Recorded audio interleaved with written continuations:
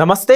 వైజాగ్లో జరిగిన సిఐఐ సదస్సుకి పోస్టార్ పవన్ కళ్యాణ్ గారు డిప్యూటీ సీఎం పవన్ కళ్యాణ్ గారు ఎందుకు రాలేదు అంటూ కూడా ఇప్పుడు వైసీపీకి సంబంధించిన కొంతమంది కార్యకర్తలు సోషల్ మీడియాలో ఫుల్గా ట్రోల్స్ చేస్తూ ఉన్నారు.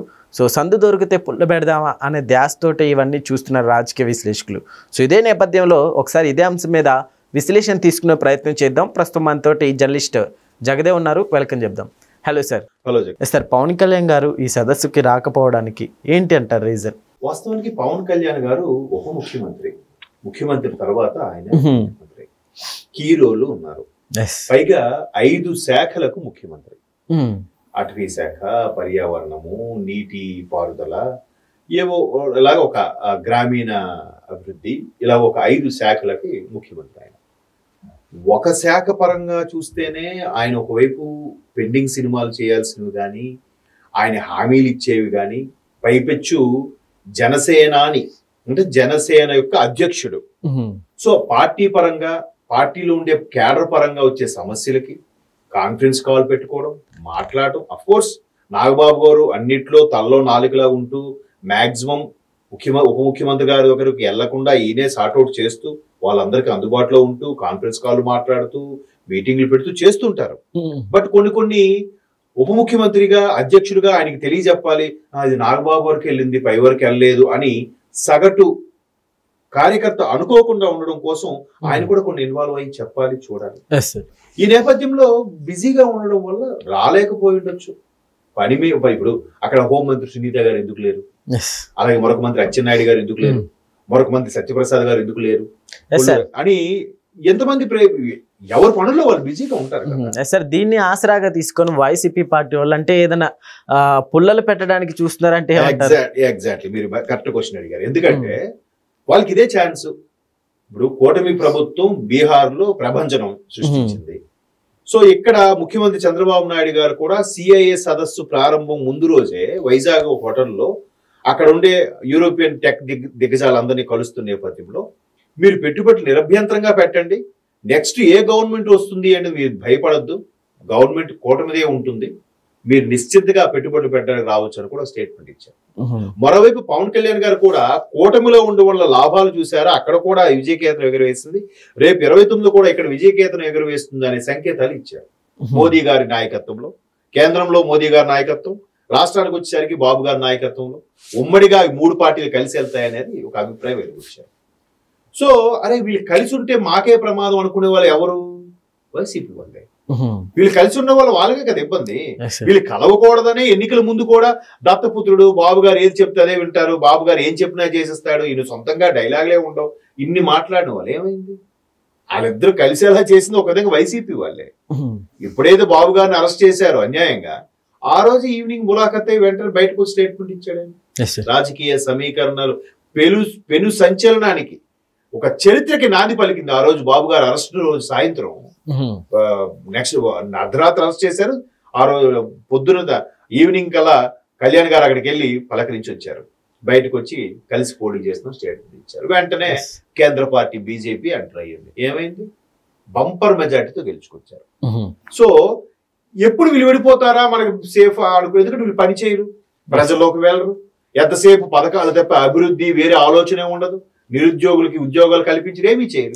సార్, ఇలాంటివి ఎన్ని చేసినా కూటమికి ఏమన్నా డ్యామేజ్ అవుతుంది అంటారు? ఇలాంటి డైలాగ్స్ ఇప్పుడు ఏదైతే వైసీపీ వాళ్ళు హైలైట్ చేస్తున్నారో, వైసీపీ వాళ్ళ పనిలోనే ఉన్నాడు ఆయన పవన్ కళ్యాణ్ గారు.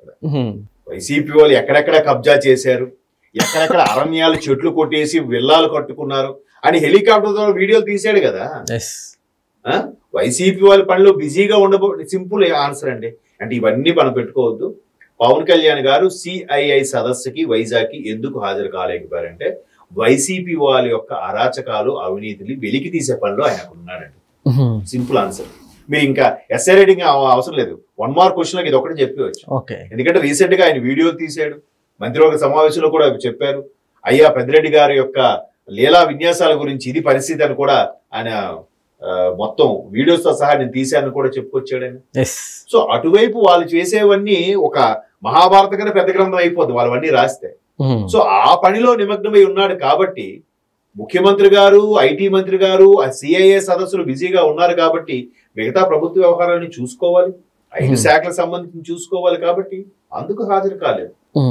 దాన్ని వీళ్ళు హైలైట్ చేస్తే ఏమవుతుంది, చుట్టు తిరిగి మళ్ళీ వాళ్ళ మీదకి వస్తుంది.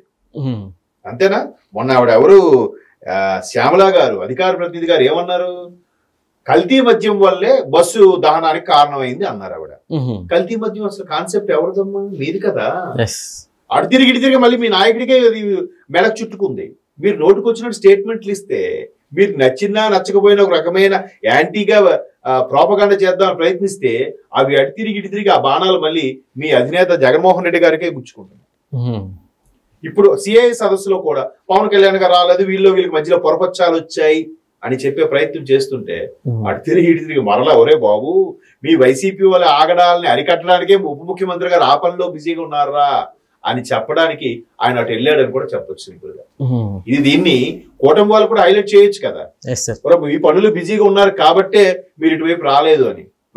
సో అదే అంటారు, వాళ్ళు ఏ క్వశ్చన్ చేసినా ఏ స్టేట్మెంట్ ఇచ్చినా అటు తిరిగి వాళ్ళకే వస్తుంది. ఒకవేళ మీ వైపు చూపిస్తే 3000 మన వైపు చూపిస్తే. సార్ ఇప్పుడు ఇలాంటి కామెంట్స్ కి పవన్ కళ్యాణ్ గారు కూడా రెస్పాండ్ అయితే కాస్త మంచిదేమంటే ఏమంటారు?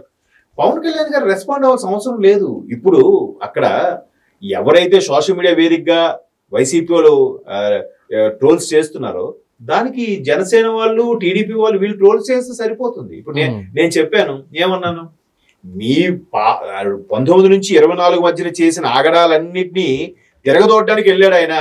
అవన్నీ కప్పెట్టి ప్రయత్నం చేస్తుంటే విచ్చలవిడిగా స్వేచ్ఛగా తిరుగుతున్నారు, అన్ని అన్యాయాలు చేసి కూడా మీ పని పడడానికి ఉప ముఖ్యమంత్రి గారు ఆ పనిలో ఉన్నారా బాబు.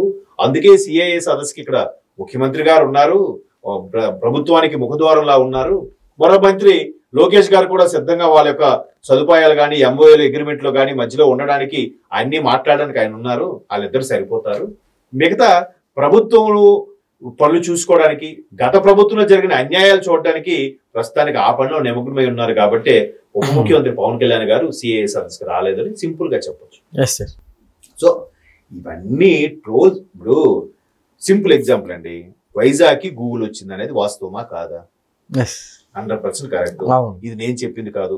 సుందర పిచాయ్ గారు యుఎస్ లో ఒక మీడియా చిట్ చాట్ లో చెప్తే ఇక్కడ ఇండియన్స్ ఎవరెవరు ఉన్నారు వైజాగ్ రిలేటెడ్ ఒకేసారి ఒక హాల్లో 50 మంది లేచి చప్పట్లు కొట్టారు. వాళ్ళందరూ ప్రవాస భారతీయులు, పైగా వైజాగ్ చెందిన వాళ్ళు కూడా 10 మంది దాకా ఉన్నారు అక్కడ. మరి ఆయన స్టేట్మెంటేగా. వెంటనే ఈ మిగతా మాజీ మంత్రులు అమర్నాథ్, గుడివాడ అమర్నాథ్ వీళ్ళందరూ కూడా దానివల్ల రేడియేషన్ ఎఫెక్ట్, ఎంఏలంది ఉత్తి ట్రాష్, అవన్నీ అబద్ధాలు, చంద్రబాబు యొక్క మార్కెటింగ్ స్ట్రాటజీ, ఆయన అబద్ధాలు, ఎప్పుడు ఇలాగా మాట్లాడుతున్న ఒక కార్టూన్ వేసేసి పబ్లిసిటీ చేశారు. వెంటనే జగన్మోహన్ రెడ్డి గారు లండన్ నుంచి వచ్చారు. అసలు గూగుల్ రావడానికి నేనే కదా కారణం అంటాడే. ఇది ఎక్కడ రాజకీయం ఆయన. వీళ్ళేంచి గూగుల్ రాకూడదు, గూగుల్ మేము తేవద్దని ఫైట్ చేస్తుంటే వీళ్ళు రేడియేషన్ ఎఫెక్ట్ అని చెప్పి ఆయన వచ్చి సింపుల్ గా నేనే కదా విత్తనం వేసాను అంటాడు. అంటే ఎంతసేపు ఈ మాజీ మంత్రులు మాట్లాడిందంట పిచ్చుకోతలా అయిపోయిగా. మరి ఇవన్నీ తెలియవు ఆయనకి. ఇప్పుడు ఏమైంది, అటు తిరిగి ఆయన నీకోసం మేము మాట్లాడుతూ వచ్చి మమ్మల్ని బ్లేమ్ చేస్తావేంట్రా స్వామి అని మాజీ మంత్రులను తల పట్టుకుంటున్నారు. ఇది ఒకటి చాలదా ట్రోల్ చేయడానికి? కాబట్టి ఇవన్నీ వాళ్ళ విషయాల్లో ఏదైతే పవన్ కళ్యాణ్ గారు బిజీగా ఉన్నారు కాబట్టి సిఐఏ సదస్సుకి రాలేకపోయారు. Okay sir, thank you.